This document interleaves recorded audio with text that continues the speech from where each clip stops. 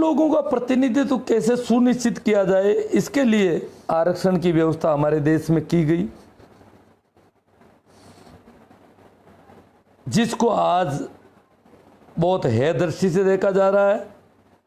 रोज गालियां निकाली जा रही है कि जाति आधारित आरक्षण नहीं होना चाहिए। इस आरक्षण की वजह से प्रतिभाओं को अवसर नहीं मिल रहा है। प्रतिभाएं केवल इस देश की 15% परिवारों में ही जन्म लेती है, तो इनका कहना सही है। जो लोग आरक्षण की खिलाफत कर रहे हैं, जो जाति आधारित आरक्षण की खिलाफत कर रहे हैं, उनका मानना है कि प्रतिभाएं 30% शेड्यूल कास्ट शेड्यूल ट्राइब में जन्म नहीं लेती, 60% के लगभग ओबीसी में भी जन्म नहीं लेती, सिर्फ 10% सवर्ण वर्गों में ही जन्म लेती है। यदि स्वर्ण वर्गों में प्रतिभाएं जन्म लेती है तो ये देश पिछड़ा क्यों रहा? हजारों वर्षों से सवर्ण वर्गों के पास में इस देश की सारी सत्ता थी, फिर भी यह देश विभिन्न दृष्टियों से पिछड़ा रहा। इस देश का औद्योगिकरण अंग्रेजों ने किया, उससे पहले यहाँ उद्योग नहीं थे।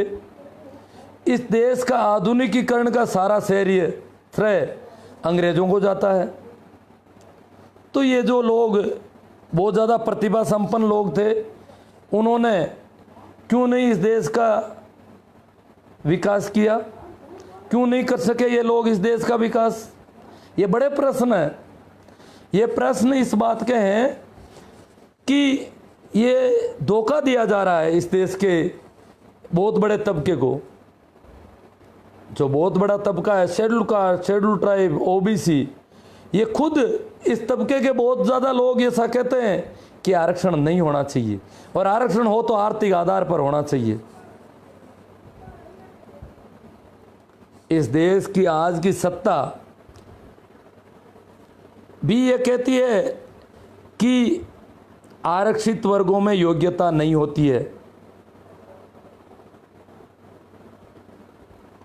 आपको पता होना चाहिए, अभी थोड़े दिनों पहले इंडियन एक्सप्रेस में एक खबर आई थी, talented and motivated Indian, talented and motivated Indian के नाम से जॉइंट सेक्रेटरी भारत सरकार ने नियुक्त किए थे। आईएएस, जो जॉइंट सेक्रेटरी आईएएस होते हैं, वो नियुक्त किए इंटरव्यू के आधार पर, किसी प्रकार की परीक्षा नहीं।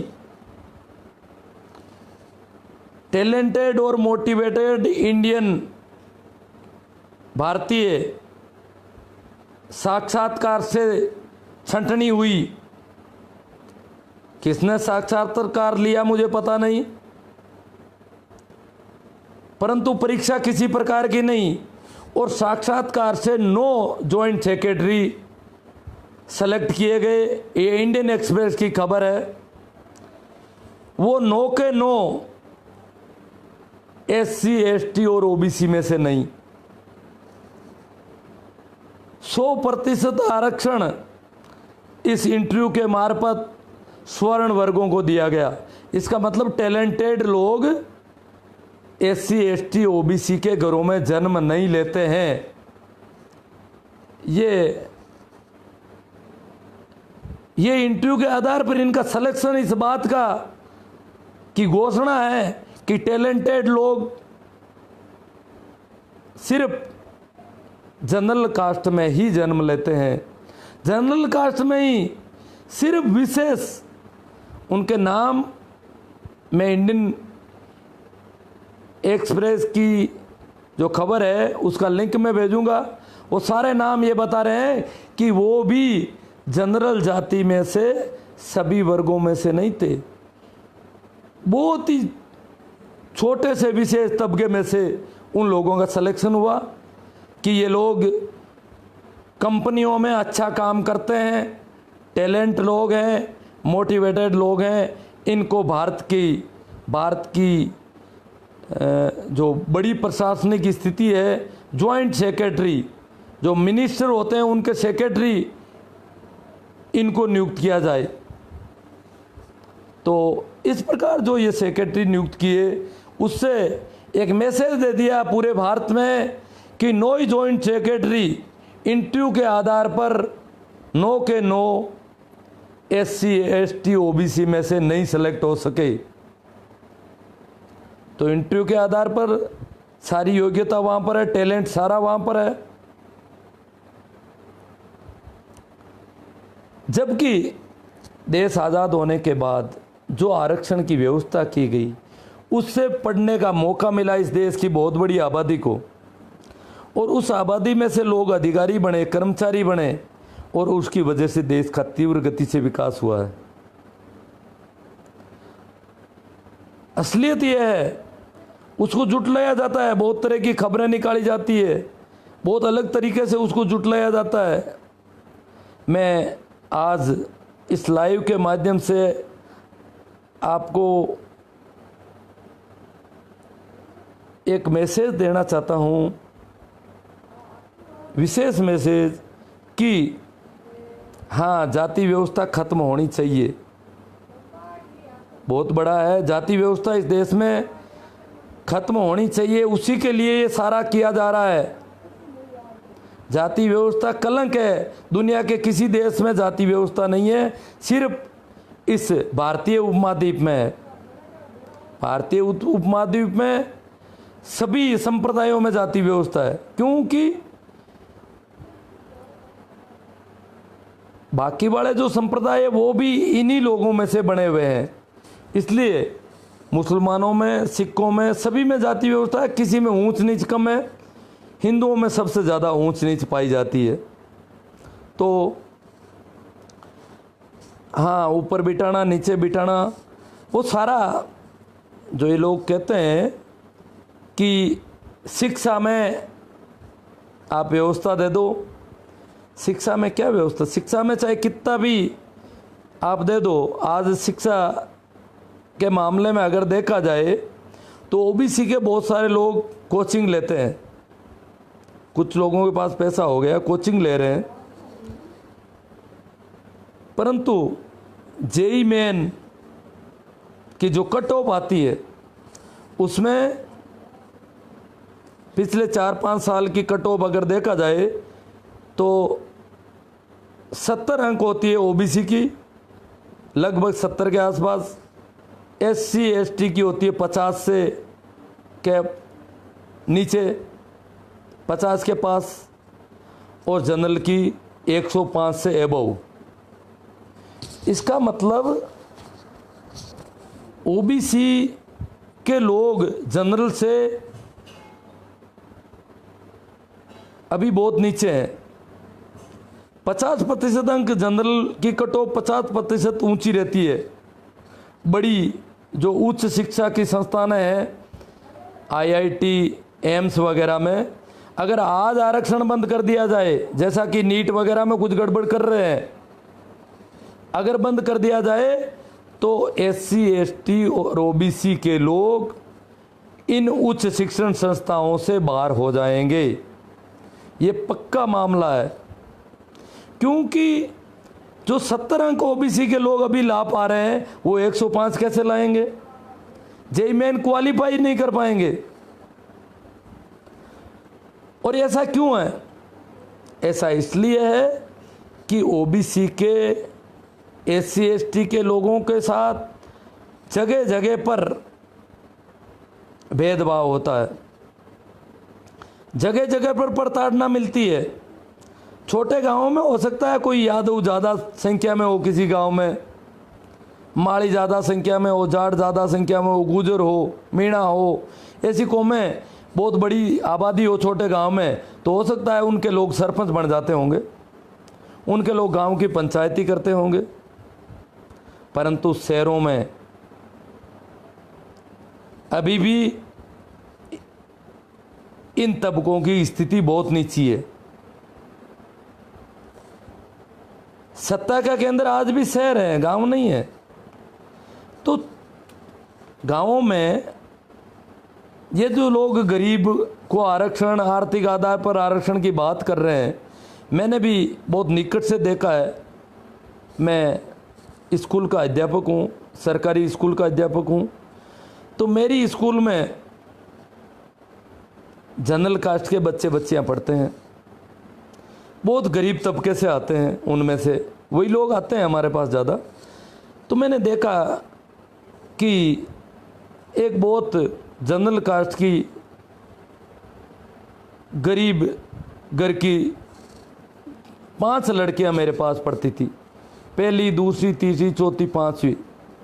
एक साल में उनका जन्म है। 5 ही लड़कियां बहनें, बहुत टैलेंट, सभी टैलेंट, मोस्ट टैलेंट।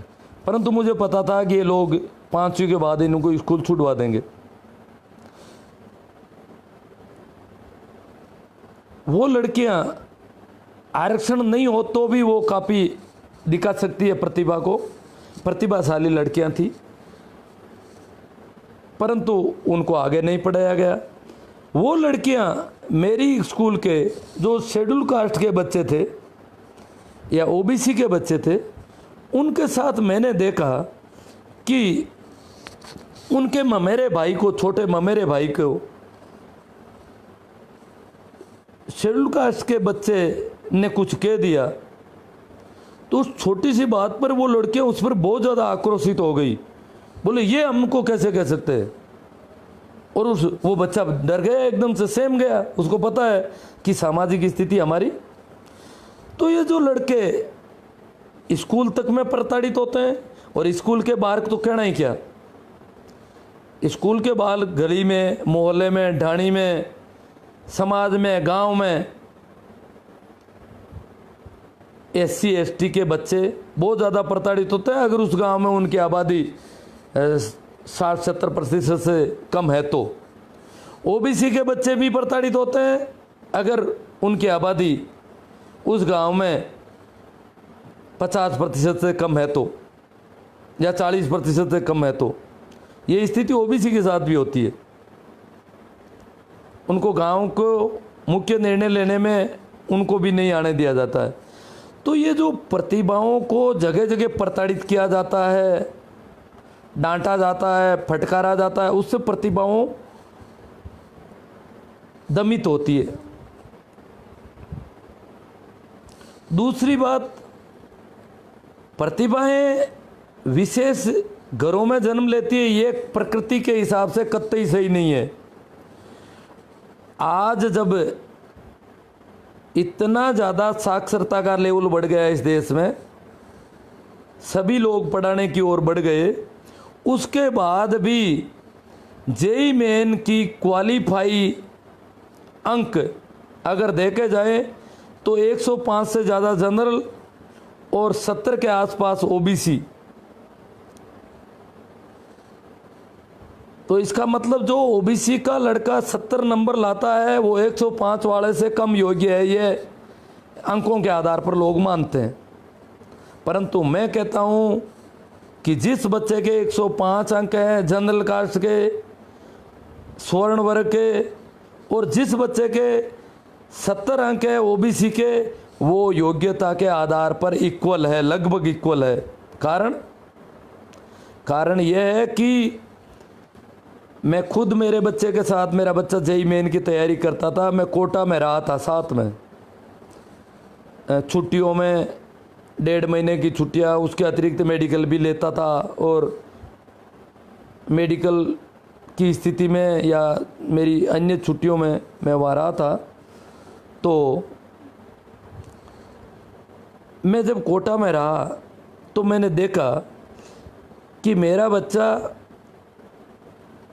जब कोचिंग से वापस आता था और मेरे पड़ोस के कमरे में जो बच्चा रहता था वो भी कोचिंग से वापस आता, बच्ची भी थी उनकी बच्चियां भी कोचिंग कर रही थी। हमारी बच्चियां तो अभी कोचिंग छोड़ के गणित और ये विज्ञान विषय भी नहीं ले रही है।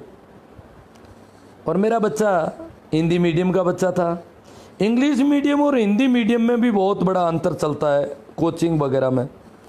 फिर घर पे आने के बाद मेरा बच्चा मुझसे कुछ भी कंसल्ट नहीं, मैं MA हूँ परंतु मैं साइंस के हिसाब से केमिस्ट्री, फिजिक्स और गणित में मेरे बच्चे को किसी प्रकार की कोचिंग नहीं दे सकता। परंतु मैं देख रहा था जो बच्चा और बच्ची मेरे पड़ोस में रहते थे, उनकी नानी उनके साथ रहती थी। नानी एमएससी थी, उन बच्चों की नानी एमएससी थी, और वो कोचिंग से आने के बाद वो केमिस्ट्री में एमएससी थी। बायो की जो लड़की थी नीट की तैयारी करती थी, उससे भी वो जो वो पढ़ के आ रही थी उसको देखती थी, चर्चा करती थी। और जेई मेन की जो लड़का तैयारी कर रहा था उसको भी वो सहयोग करती थी। अब जिस घर में नानी एमएससी हो, नाना एमएससी हो, दादा एमएससी हो, इंग्लिश मीडियम हो पूरा परिवार, और एक हमारे घर जहाँ भी नानी और माँ अंगूठा छाप, बाप ने थोड़ी बहुत पढ़ाई की, वो भी कोई ज़्यादा नहीं। तो इस प्रकार के परिवारों के बच्चों के अगर 105 अंक आते हैं तो वो ज़्यादा योग्य नहीं कहे जा सकते, उनको वातावरण अलग तरह का मिल रहा है। मैं तो जेई मेन को भी नहीं जानता था, मेरे बच्चे ने अपने क्लासमेट से पूछ के पता लगाया कि ये जेई मेन कोई तैयारी होती है, जेई एडवांस होती है, उसके बाद कोई आईआईटी जैसी कुछ संस्थाएं होती है, वहाँ पर सिलेक्शन होता है, ऐसा कुछ बताया उसने। बाकी उनके घर में तो आईआईटीएन पहले से बैठे हैं, 2-2, 3-3 पीढ़ी के आईआईटीएन हैं, डॉक्टर हैं, इंजीनियर हैं, बड़े पढ़े लिखे लोग हैं।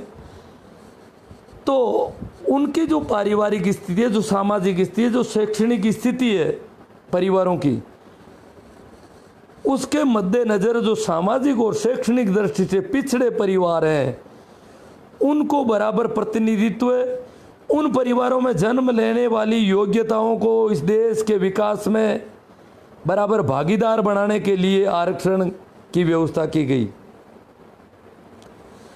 संवैधानिक आरक्षण अयोग्य लोगों को कभी भी अवसर नहीं देता। परंपरागत आरक्षण में योग्यता का कहीं कोई प्रश्न नहीं था। राजा कैसे बनेगा? इस माँ के पेट से जो बच्चा जन्मेगा वो राजा होगा। अब चाहे वो काना भी हो, चाहे वो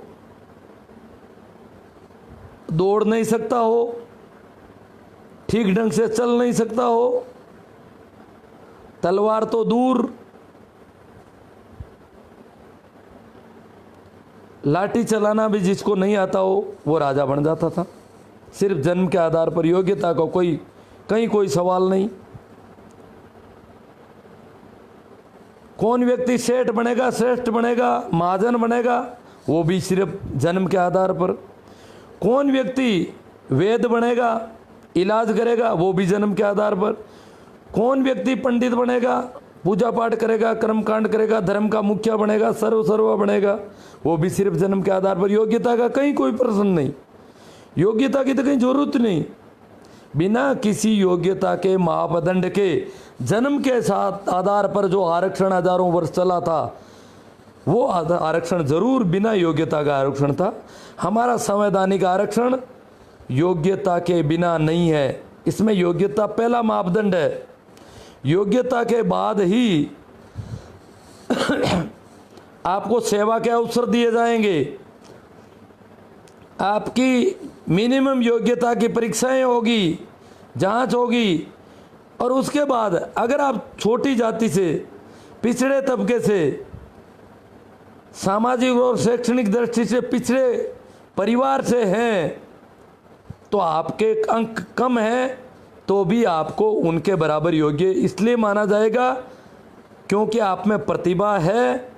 केवल सामाजिक और शैक्षणिक स्टैंडर्ड नीचा होने की वजह से आपके मार्क कम आए हैं, योग्यता आप में कम नहीं है। आप उन परिवारों में जन्म लिया, उन परिवारों में भी योग्यताएं जन्म लेती है। इसलिए ये जो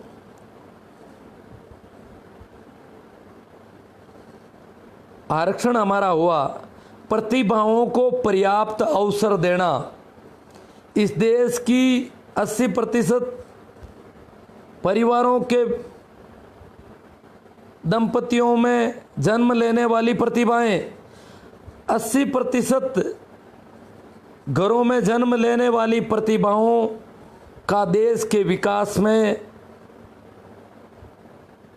सहयोग कैसे लिया जाए, इसके लिए संवैधानिक आरक्षण की व्यवस्था की गई।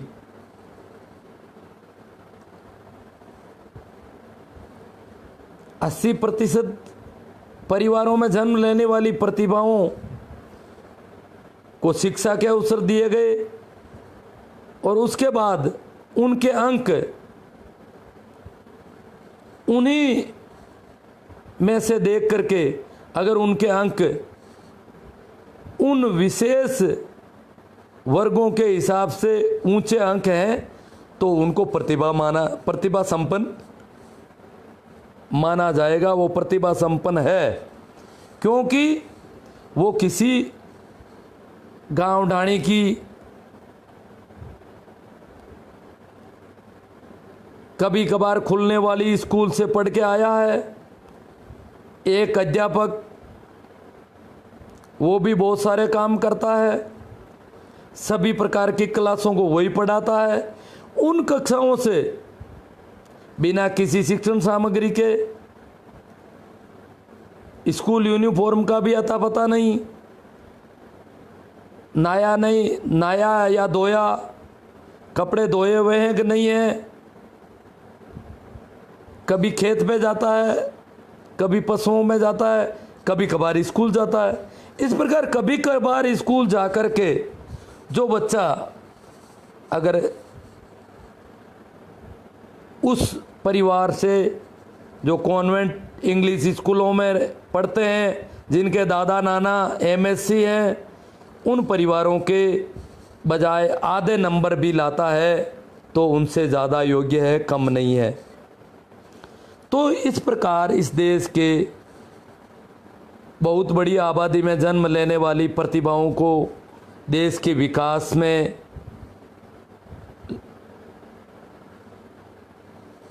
खड़ा करने के लिए संवैधानिक आरक्षण की व्यवस्था की गई।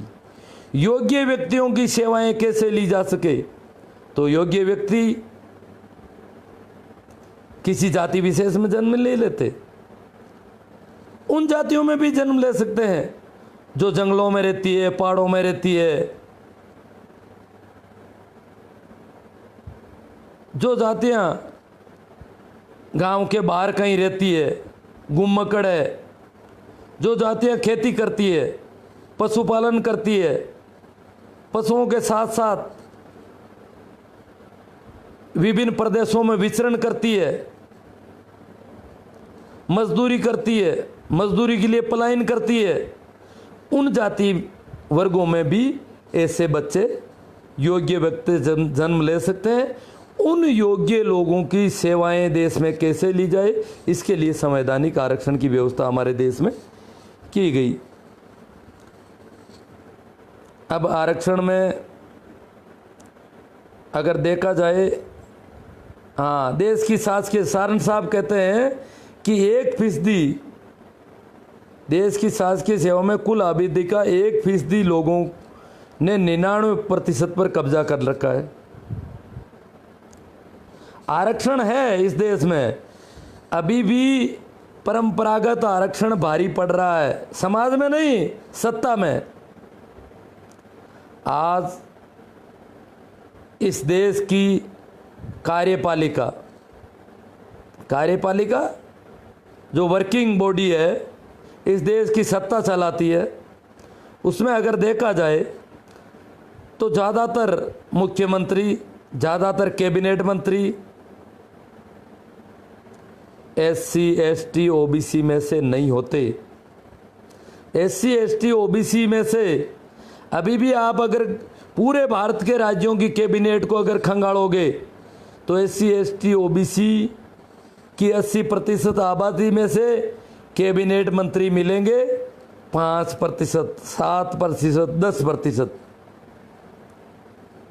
कैबिनेट मंत्री नहीं है तो सेक्रेटेरिएट में अगर देखा जाए, सेक्रेटेरिएट जहाँ नीति निर्धारण होता है, देश की नीतियां बनती है, वहाँ पर वहाँ पर बहुत बड़ा घोटाला चल रहा है, वहाँ घराने चलते हैं, पीढ़ियों से फिक्स है। उन्हीं घरों के लोग सेक्रेटेरिएट में कब्जा जमाए बैठे हैं पीढ़ियों से। तो वो लोग कौन है? वो है 10%, 15% आबादी में से, SC ST OBC में से 5% लोग भी अभी तक सेक्रेटेरिएट में नहीं है। मुख्य रूप से जहाँ नीति निर्धारण होता है, कार्यपालिका से भी ये भारी पड़ती है। अगर कैबिनेट को अपन कार्यपालिका माने, हालांकि कार्यपालिका का हिस्सा है ये भी, सेक्रेटेरिएट भी कार्यपालिका का हिस्सा है। एक छोटा सा पटवारी, ग्राम सेवक, अध्यापक, वो भी कार्यपालिका का हिस्सा है। तो अगर देखा जाए तो सेक्रेटेरिएट में अगर अपन देखेंगे, हमारे देश के सेक्रेटेरिएट में 95% आरक्षण है। समय वो जो परंपरागत आरक्षण, सनातन आरक्षण, उन लोगों का अभी भी वहाँ पर 95% कब्जा है। 5% मुश्किल से SC ST OBC के लोग वहाँ पहुँच पाते हैं। सेक्रेटेरिएट के बाद में अन्य प्रशासनिक सेवाओं को अगर देखें तो वहाँ भी स्थिति नाजुक है। कार्यपालिका के बाद में दूसरी सबसे बड़ी अगर अपन संस्था समझें तो इस देश में है व्यवस्थापिका। व्यवस्थापिका में एक चीज, एक संसद के दोनों सदन और राष्ट्रपति आते हैं। राष्ट्रपति, अगर सारे राष्ट्रपतियों पर नज़र डाली जाए तो अब तक 90% राष्ट्रपति केवल स्वर्ण वर्गों से हुए हैं। अगर दोनों सदनों को अलग अलग देखा जाए तो राज्यसभा में अभी भी केवल 5% SC ST OBC के लोग पहुंच पाते हैं। राज्यसभा में संवैधानिक आरक्षण की व्यवस्था नहीं की गई। सारे लोग पूंजीपति, मिल मालिक, बड़े बड़े सेलिब्रेट, बड़े बड़े धनपति राज्यसभा में पहुंच जाते हैं। 5% लोग मुश्किल से इन तबकों में से आते हैं। दूसरा अगर देखें, लोकसभा में SC ST OBC को जाति के आधार पर आरक्षण है। हालांकि पॉलिटिकल पार्टियों की हाँ में हाँ मिलाने के लिए वो रोक बैठे रहते हैं, वहाँ पर मेज थपथपाने का काम बखूबी करते हैं। SC ST को आरक्षण है, OBC को आरक्षण नहीं है। OBC की आबादी आधी से ज़्यादा, OBC के लोकसभा सदस्य 20%। ये घोटाला कैबिनेट में तो खैर कौन लेगा इनको। एक और है न्यायालय, न्यायपालिका, जो उच्च न्यायालय, सर्वोच्च न्यायालय और उच्च न्यायालय है, उनमें आरक्षण नहीं है। आरक्षण नहीं है और वहाँ पर कोई विशेष परीक्षाओं का मामला भी नहीं है। तो वहाँ क्या हो रहा है? वहाँ घराने चलते हैं, न्यायिक घराने इस देश में, मिश्रा, जैन, लोढ़ा, बड़े न्यायिक घराने चल रहे हैं। और वो कुछ तो ऐसे घराने हैं जिनके एक एक परिवार में से 3-3 मुख्य न्यायाधीश है गए इस देश के। तो वो घरानों में से ही सुप्रीम कोर्ट और हाई कोर्ट चल रहे हैं। आम जनता का वहाँ पर कोई भी लेना देना नहीं है इस देश की। तो काफ़ी चर्चा कर ली आरक्षण पर। मैं 1-2 और भी सेशन लूँगा, लाइव सेशन।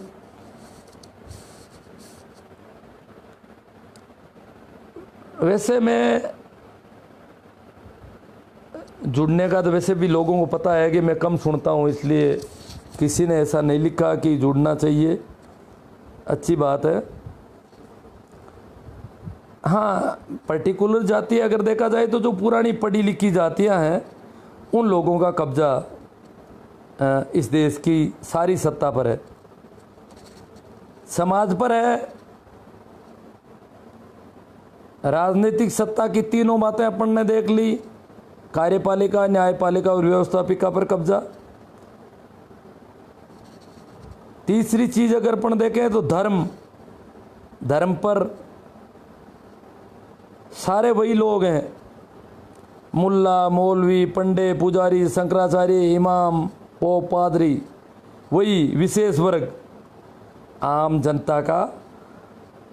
धर्म में आम जनता का काम इतना ही है कि कितना कमाया उसमें से हिस्सा दे दो। सिर्फ जो पसीना बहाया है और उस पसीने का जो प्रतिफल मिला है वो इन मुल्ले, मौलवियों, पंडे, पुजारियों, शंकराचार्य, इमामों के घर भरने के लिए है। तो धार्मिक मामला तो पूरा ही इनके कब्जे में है।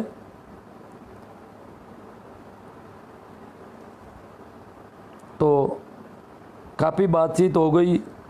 हाँ, सेक्रेटेरिएट, जिला मुख्यालय पे है। हाँ, तो मैं बात करता हूँ थोड़ी सी।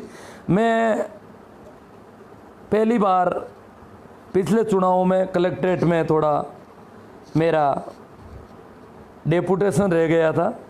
सुनता नहीं था, देख रहा था, बहुत कम सुन पा रहा था उन दिनों।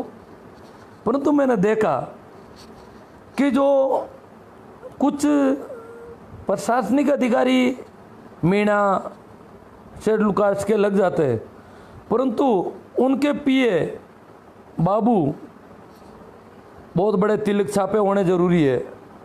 अगर तिलक छापे नहीं है तो उनको वो जो मीणा और जो SC ST के प्रशासनिक अधिकारी वो भी अनपढ़ समझते हैं।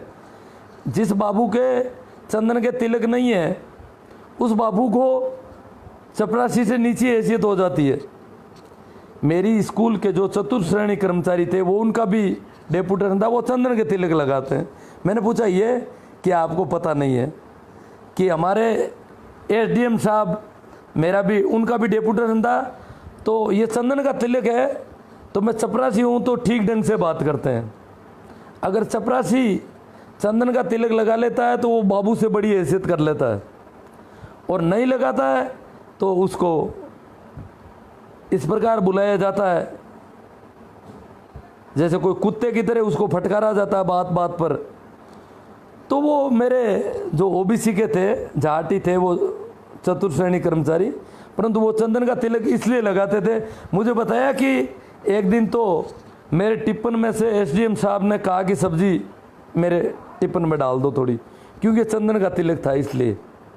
और चंदन का तिलक नहीं होता तो सारा जो काम करना होता है 4th क्लास को, वो सारा उनको ही करना होता है जिनके चंदन के तिलक नहीं है। इस प्रकार मैंने देखा SCM, SDM सारे कार्यालयों में ऐसा ही मामला था। मेरा एक मित्र कलेक्ट्रेट के जो सूचना और संपर्क संबंधी कोई एक विभाग था उसमें था, मेरे पड़ोस के गांव का, वो भी अध्यापक था। तो मैंने पूछा उसको, मैं सुबह सुबह वहाँ चला गया तो देखा तो सारे ही बाबू चंदन के तिलक, और वो अध्यापक था। तो मैंने पूछा कि ये सारे चंदन के तिलक वाले, कि ये सारे ब्राह्मण नहीं है? ये चंदन के तिलक लगाने पर कलेक्ट्रेट में आदमी की इज्जत बढ़ जाती है। मैंने कहा आपने नहीं लगाया कि यार मेरे से तो नहीं लगाया जाता, थोड़ा काम ज़्यादा करना पड़ता है, चंदन का तिलक नहीं होता तो, और चंदन का तिलक होता है फिर उनको मामला कुछ अलग होता है। तो ये ऐसा आरक्षण कलेक्ट्रेट में, तहसील में, SDM में, पंचायत समिति में, सभी जगह ऐसा ये जो परंपरागत आरक्षण है उसका बोलचाला है। हमारे एजुकेशन डिपार्टमेंट में पहले बहुत बड़ा बोलबाला होता था। हाँ, व्यापार में सारा धन, मिल मालिक कौन है, बड़े बड़े हवाला कारोबारी कौन है, औद्योगिक घराने कौन है, ब्लैक मनी सबसे ज़्यादा कौन इकट्ठी कर रहा है इस देश की। इस देश की कीमती ज़मीनें किसके पास है? थार के रेगिस्तान में अगर किसी के पास 400 बीघा ज़मीन है तो कोई उसकी जोरी बाजार की, जयपुर के जोरी बाजार की, दिल्ली के चांदनी चौक की 10 फुट जमीन से भी कम कीमत है उसकी। 1 वर्ग गज जमीन से भी कम कीमत है 400 बीघा जमीन की कीमत। ये हालत है। तो कीमती जमीनें किसके पास है? बड़े बड़े बाजार, शहरों के मुख्य इलाके, वो किसके पास है? तो सारा धन अगर देखा जाए तो इस देश की SC ST OBC के पास स्थायी संपत्ति के हिसाब से देखा जाए तो 2-5% से ज़्यादा संपत्ति नहीं है। हाँ, करंट संपत्ति जो लोग अधिकारी कर्मचारी लग गए, कुछ और हो गए, वो थोड़ी हो गई। मैं जयपुर में एक मीटिंग में गया था। मैं एक किस्सा सुनाता हूँ आपको। कुछ लोगों ने वहाँ एक आयोजन रखा, हमारे व्हाट्सएप ग्रुप था, तो जाट जाति का एक आयोजन था और उसमें मुझे उन्होंने इनवाइट किया। मैं गया तो वो एक बहुत बड़ा होटल था, महादेव होटल, वहाँ पर आयोजन था। आयोजकों ने बताया कि महादेव होटल ने हमें फ्री सुविधा दी है सारी यहाँ आयोजन करने की। मैंने कहा ये महादेव होटल है किसका? कि बोले जाटों का। मैंने कहा ये कैसे हो गया जाटों का होटल? जाटों के पास इतनी बड़ी संपत्ति कैसे हो सकती है? ये बहुत बड़ा सवाल है। हो नहीं सकती, क्योंकि अगर जाट कितना ही बड़ा अधिकारी हो गया तो इतनी बड़ी संपत्ति नहीं इकट्ठी कर सकता। छोटा मोटा कारखाना लगा लिया तो कारखाने के लिए जो धन है, उनके पूर्वजों के पास धन नहीं था तो एकदम से धन कहीं भी दिखाई देगा।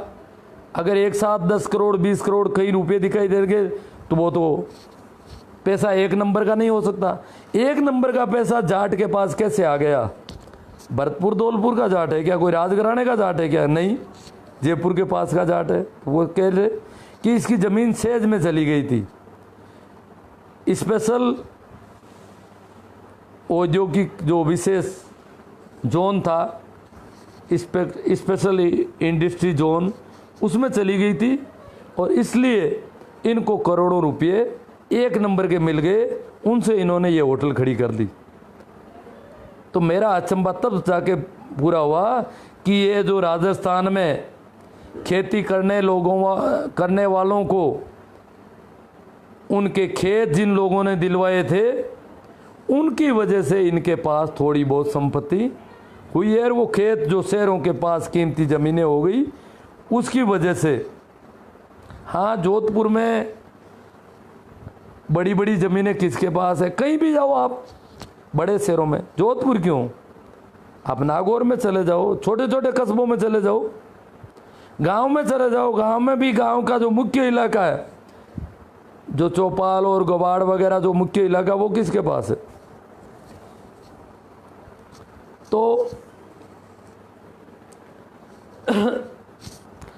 अब हमारे आरक्षण को टैलेंटेड एवं मोटिवेटेड भारतीय के नाम से ख़त्म किया जाएगा। बड़ी कंपनियों को ठेके देकर ख़त्म किया जा रहा है। बहुत बड़े गड़बड़ घोटाले हो रहे हैं। उस पर अगर हम समय रहते सचेत नहीं हुए, हमें ये समझ में नहीं आया कि आरक्षण नहीं है, आरक्षण होना ही नहीं चाहिए। ये प्रतिनिधित्व मिलना चाहिए। इस देश की पूरी आबादी को शासन में, प्रशासन में, सब जगह प्रतिनिधित्व मिलना चाहिए। एक वीडियो आया था थोड़े दिनों पहले, एक टीवी ने जारी किया था, उससे RTI से सूचना मिली थी कि देश के 40 केंद्रीय विश्वविद्यालय जो अभी संचालित है, प्रस्तावित अलग चल रहे हैं, संचालित 41 केंद्रीय विश्वविद्यालय हैं, उनमें OBC का एक भी प्रोफेसर नहीं है, एक भी एसोसिएट प्रोफेसर नहीं है। सभी 40 केंद्रीय विश्वविद्यालय इस देश के सबसे बड़े विश्वविद्यालय हैं, जहाँ से सारी सत्ता निकलती है। बड़े विश्वविद्यालय हैं, तो उन विश्वविद्यालयों में ओबीसी का एक भी प्रोफेसर क्यों नहीं आया? इंटरव्यू सिस्टम में मुझे एक आर्मी मैन ने बताया था कि हमारे सारे अधिकारी ग्रामीण भूमि का, कोई आदमी आर्मी में अधिकारी नहीं बन सकता।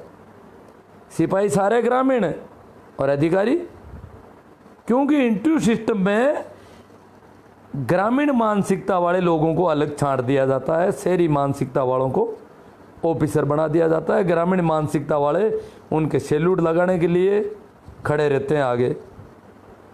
तो इसी प्रकार सभी केंद्रीय विश्वविद्यालयों के हजारों प्रोफेसरों में एक भी ओबीसी एससी एसटी का, ओबीसी का नहीं, एससी एसटी तो आरक्षण की वजह से प्रमोशन में आरक्षण है एससी एसटी के। ओबीसी को आरक्षण मिले 28 साल हो गए, परंतु प्रोफेसर किसी को नहीं बनने दिया। आज भी इतने केंद्रीय विश्वविद्यालयों में, बड़े बड़े केंद्रीय विश्वविद्यालय, DU, JNU, किशनगढ़ जो राजस्थान का भी केंद्रीय विश्वविद्यालय, इस प्रकार राजस्थान में एक केंद्रीय विश्वविद्यालय, एक गुजरात में है, तो अलग अलग हर एक स्टेट में, लगभग बड़े स्टेट में एक एक विश्वविद्यालय है। तो ये बहुत बड़े विश्वविद्यालय हैं जहाँ पर हजारों प्रोफेसर हैं, उनमें एक भी ओबीसी का नहीं, क्योंकि ओबीसी को आरक्षण नहीं। तो मैं क्या है कि उन्हीं दिनों एक प्रोफेसर से मेरा मिलना हुआ, एक मीटिंग थी हमारी, उसमें वो प्रोफेसर भाषण दे रहे थे किसानों के पक्ष में। तो मैंने समझा कि ये शायद कोई किसान है, कोई गुजर है, कोई जाट है, कोई माड़ी है, कोई बिश्नोई है, इनमें से कोई होंगे। तो वो किसानों के साथ जो दुर्व्यवहार हो रहा है इस देश पे, उस पर उस काफ़ी बोले, सामाजिक शोषण, राजनीतिक शोषण। उनका भाषण खत्म हुआ, कार्यक्रम खत्म हुआ, तो मैंने उनका फ़ोटो ले लिया था, उनका चेहरा मैंने, जब हम भोजन कर रहे थे तो मैंने उनको ढूंढ निकाला, जाके उनसे बोला, कम सुन रहा था फिर भी मैंने कहा, भाई साहब आपने वो भाषण दिया था क्या? हाँ। तो आपने बताया था कि मैं सेंट्रल यूनिवर्सिटी में प्रोफेसर हूँ। कहाँ हूँ? तो एक टीवी न्यूज़ चल रही है, आरटीआई की अखबारों में भी खबर आई है कि सेंट्रल यूनिवर्सिटी में पूरे भारत में कहीं पर भी ओबीसी का कोई प्रोफेसर नहीं है। उन्होंने बोला मैं तो मीणा हूँ, मैं एसटी के आरक्षण की वजह से हूँ, ओबीसी का कोई प्रोफेसर अभी तक नहीं है। मैंने कहा क्यों नहीं है? कि बोले हम लोगों को आरक्षण है इसलिए हमें तो प्रोफेसर बना दिया जाता है। हालांकि हमें भी पूरा नहीं बनाया जाता, जितना आरक्षण है उतने हम भी नहीं है, परंतु ओबीसी तो आरक्षण नहीं होने की वजह से पिछड़ जाती है रोज़, और इसलिए ओबीसी का आज तक कोई एक प्रोफेसर नहीं बन सका पूरे भारत में। जिसकी 60% आबादी है, पूरे भारत में प्रोफेसर बनने जाए योग्यता का लड़का ओबीसी के किसी परिवार में आज तक जन्म ही नहीं लिया इस देश में। चलो धन्यवाद, आप लोगों ने बहुत शेयर किया, बहुत ज़्यादा सुना, इस सब के लिए मैं कृतज्ञ हूँ। ये विचार ज़्यादा से ज़्यादा लोगों तक पहुँचे, इसके लिए आप ज़्यादा से ज़्यादा इस पोस्ट को शेयर करें तो और अच्छा रहेगा। इस पर कमेंट करें। धन्यवाद। इतना